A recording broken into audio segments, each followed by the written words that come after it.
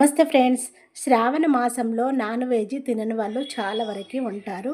ఒక్కసారి పప్పుని ఇలా చేసుకొని తినండి, ఎంత కమ్మగా ఉంటుందో. వేడి వేడి అన్నంతో పాటు కానీ రోటీతో పాటు కానీ తినచ్చండి. టేస్ట్ అయితే అద్దరిపోయిందండి. బయట వర్షం పడుతుంది, నేనైతే పప్పును చేసుకొని వేడి వేడి అన్నంలో పప్పును వేసుకొని తింటున్నానండి. టేస్ట్ అయితే చాలా అంటే చాలా బాగుందండి. నేను తిన్నాకే చెప్పాను, మీరు కూడా పప్పు చేసుకుంటారు, కానీ నేను చేసిన పద్ధతిలో చేసి చూడండి. ఆనండి, మీకు ఒక ముద్ద నాకొక ముద్ద పెడతాను, ఎంత టేస్ట్గా ఉందో మీకు అర్థమవుతుంది. చాలా అంటే చాలా కమ్మగా ఉందండి పప్పు. టేస్ట్ అయితే అద్దరిపోయింది. నేను చెప్పడం కాదండి, మీరు చేసుకొని తిని చూడండి, అంత టేస్ట్గా ఉంది. సూపర్గా ఉందండి పప్పు.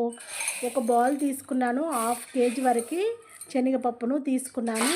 శనగపప్పులో వాటర్ని వేసుకొని మంచిగా చేయితో పిసుకుతూ పప్పును ఒక 3-4 టైమ్స్ అయినా పప్పును మంచిగా కడగాలండి. వాటర్ పోస్తూ వంపుతూ మంచిగా కడగాలి. కడిగిన తర్వాత ఫ్రెష్ వాటర్ని పోసేసుకొని మూత పెట్టేసుకొని ఒక అరగంట పాటు పప్పును మంచిగా నానబెట్టేసుకోవాలి. నా ఛానల్లో పప్పు వీడియోలు చాలా వరకు ఉన్నాయండి, రకరకాల పప్పు వీడియోలు ఉన్నాయి. పాలకూర పప్పు, మసాలా పప్పు, టమాటా పప్పు, ఆలు పప్పు, చాలా రకాలుగా ఉన్నాయండి. ఇంకా అవి కూడా చూడండి, చూసి చేసేసుకోండి. ఇప్పుడు పెద్ద ఉల్లిపాయలు 3 తీసుకున్నాను. పొట్టు తీసేసుకొని చిన్న ముక్కలుగా కట్ చేసి పెట్టేసుకోవాలి. 2 పచ్చిమిర్చిని చిన్న ముక్కలుగా కట్ చేసి పెట్టేసుకోవాలి. ఒక కట్ట కొత్తిమీరను చిన్న ముక్కలుగా కట్ చేసి పెట్టేసుకోవాలి. 2 రెమ్మల కరివేపాకును మంచిగా కడిగి పెట్టేసుకోవాలి. ఇప్పుడు మూత తీసి చూస్తే చూడండి, గోరుతో గిల్లితే పప్పు ఎంత మంచిగా నానిపోయిందో చూడండి. ఇప్పుడు కుక్కర్ తీసుకొని మనం నానబెట్టిన పప్పుని కుక్కర్లో వేసేసుకోవాలి. వాటర్తో సహా వేసేసుకోవాలి. వాటర్ ఏమీ పడేయనవసరం లేదండి, మనం ఫ్రెష్ వాటర్ పోసి నానబెట్టాము కదా. ఇప్పుడు వాటర్ని కాస్త చూసి వేసేసుకోవాలి. కట్ చేసి పెట్టిన ఉల్లిపాయ ముక్కల్ని వేసేసుకోవాలి. 2 స్పూన్ల వరకు ఆయిల్ వేసేసుకోవాలి. హాఫ్ స్పూన్ వరకు పసుపుని వేసేసుకొని కుక్కర్ మూత పెట్టేసుకోవాలి. ఇప్పుడు స్టవ్ వెలిగించుకొని కుక్కర్ని స్టవ్ పైన పెట్టేసుకొని విజిల్ని పెట్టేసుకొని 3 విజిల్స్ వచ్చేంత వరకు పప్పును మంచిగా ఉడికించుకోవాలి. ఇప్పుడు స్టవ్ ఆఫ్ చేసుకొని ఆవిరంతా తీసి కుక్కర్ మూత తీసి చూస్తే చూడండి, చేయితో నలిపితే ఎంత మెత్తగా ఉడికిపోయిందో చూడండి. పిండిలాగా అయిపోతుంది కదా పప్పు, చాలా అంటే చాలా మెత్తగా ఉడికిందండి. ఇప్పుడు స్టవ్ పైన ప్యాన్ పెట్టేసుకొని 2 స్పూన్ల వరకు ఆయిల్ వేసేసుకొని పొట్టు తీసిన ఉల్లిపాయలను ఒక 10 గల వేసేసుకోవాలి. 1 స్పూన్ వరకు ఆవాలు, 1 స్పూన్ వరకు జీలకర్ర వేసేసుకొని రెడ్గా ఫ్రై చేసుకోవాలి. ఒక 4 ఎండుమిర్చిని తుంచి వేసేసుకోవాలి. పప్పు ఇలా చేయడం వల్ల టేస్ట్ చాలా బాగుంటుందండి. మీరు కూడా చాలా రకాలుగా చేసుకొని ఉంటారేమో, కానీ ఒక్కసారి నా వీడియోని చూడండి. చూసి నేను చేసిన పద్ధతిలోనే చేశారా, మీరు వేరే చేశారా, నేను చేసిన పద్ధతిలో చేసుకొని కూడా చూడండి, టేస్ట్ చాలా బాగుంటుంది. కట్ చేసి పెట్టుకున్న ఉల్లిపాయ ముక్కలని వేసేసుకోవాలి. పచ్చిమిర్చి ముక్కల్ని వేసుకోవాలి. కరివేపాకుని వేసేసుకోవాలి. మొత్తం మిక్స్ అయ్యేలా కలుపుకొని గోల్డెన్ కలర్ వచ్చేంత వరకు ఫ్రై చేసుకోవాలి. ఫ్రెష్గా రెడీ చేసి పెట్టుకున్న అల్లం వెల్లిగడ్డ పేస్ట్ని వేసేసుకొని పచ్చివాసన పోయే వరకు మంచిగా ఫ్రై చేసుకోవాలి.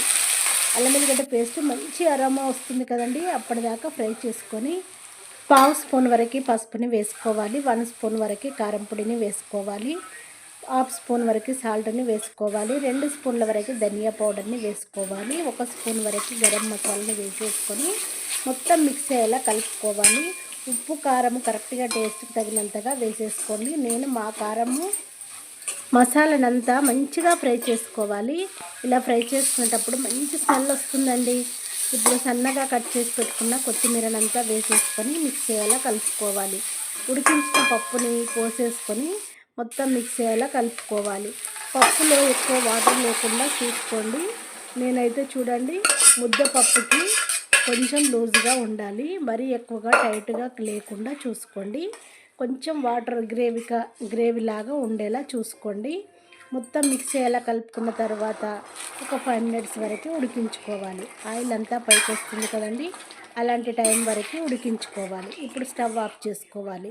సర్వింగ్ బౌల్లోకి వేసేస్తున్నాను. చూడండి పప్పు, చూడండి ఇది ముద్దపప్పుకి కొంచెం లూజ్గా ఉంది. ఇలా ఉండాలండి. రైస్లోకైనా రోటీలోకైనా చాలా అంటే చాలా టేస్టీగా ఉంటుందండి. ఇంత టేస్ట్‌గా ఉన్న పప్పుని మిస్ అవ్వకుండా చేసుకొని తినండి. టేస్ట్ అయితే చాలా బావుందండి. ఇప్పుడు కొత్తిమీరతో గార్నిష్ చేస్తున్నాను. చూడండి ఎంత బావుందో, ఎంత టెంప్టింగ్‌గా కనబడుతుందో. రోటీ అయినా తినొచ్చు, పూరి అయినా తినొచ్చు, రైస్‌తోనైనా తినొచ్చండి. నేనైతే వేడి వేడి రైస్‌తోనే తింటున్నానండి. నాకు పూరి, చపాతీలు చేసేంత ఓపిక లేదు, టైం లేదు. నేనైతే అన్నంతో పాటే తింటున్నానండి. చాలా అంటే చాలా కమ్మగా ఉందండి. అన్నం ఎంత యేసుకున్నానో పప్పు కూడా అంతే యేసుకొని తింటున్నానండి. చాలా అంటే చాలా కమ్మగా ఉందండి. నేను చేసిన ఈ వీడియో నచ్చినట్టయితే షేర్ చేయడము మర్చిపోకండి. లైక్ కొట్టడము మర్చిపోకండి. వీలైనంత మందికి షేర్ చేయండి. Thank you for watching. నేను మీ భవాని.